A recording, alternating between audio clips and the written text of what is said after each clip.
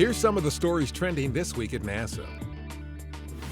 The NASA team that will conduct the OSIRIS-REx mission, the agency's first to collect samples from an asteroid, was given the go-ahead on Wednesday to start building the spacecraft, flight instruments, and ground launch support facilities, thanks to a successful mission-critical design review. OSIRIS-REx is scheduled to launch in 2016, rendezvous with the asteroid Bennu in 2018, and return to Earth with a sample of the asteroid in 2023. The mission seeks answers about the organic materials of the early solar system that made life possible here on Earth. It also could support NASA's asteroid initiative, which will include the first mission to identify, capture, and relocate an asteroid for astronauts to explore. NASA Administrator Charlie Bolden testified on Capitol Hill Tuesday before the House Appropriations Subcommittee on Commerce, Justice, Science, and Related Agencies. The administrator responded to questions about NASA's fiscal year 2015 budget request, and he also addressed the agency's requirement to properly balance the valuable involvement in its missions of international partners with the protection of sensitive information and technologies. During a hearing of the Senate Committee on Commerce, Science, and Transportation's Subcommittee on Science and Space, titled From Here to Mars, NASA Associate Administrator for Human Exploration and Operations Bill Gerstenmaier and others discussed the intermediate plans NASA and its international partners are working on in preparation to send astronauts to Mars. These include a human mission to a near-Earth asteroid to test and develop the technologies needed for long-duration space travel.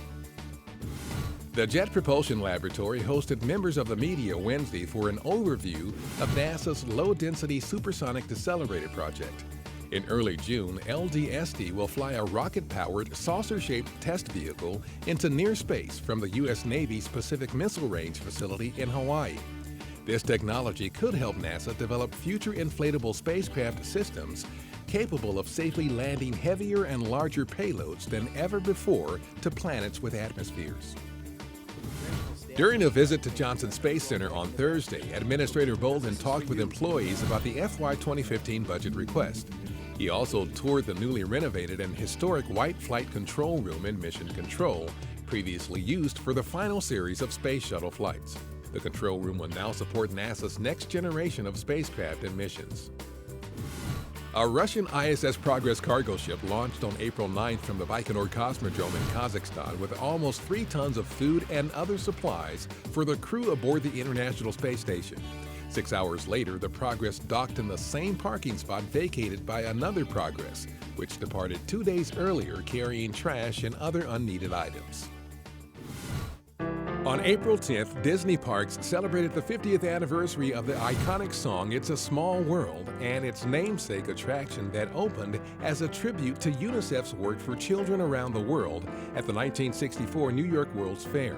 NASA is recognizing the anniversary with a video of the International Space Station and its crew that highlights the Earth observations, space exploration, scientific experiments, technology testing, and international cooperation that takes place aboard the orbiting laboratory.